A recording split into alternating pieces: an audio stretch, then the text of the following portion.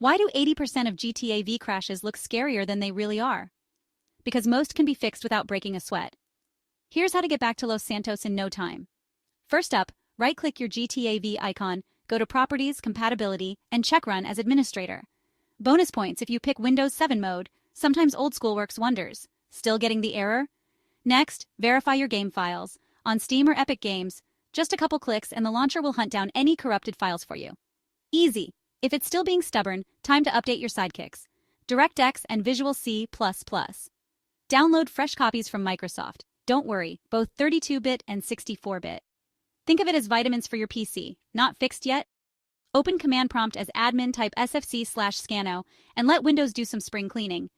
For the truly cursed cases, try a clean boot. Disable all startup apps, restart, and see if GTA V finally starts behaving.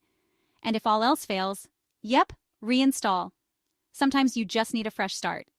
Game on, and may your next session be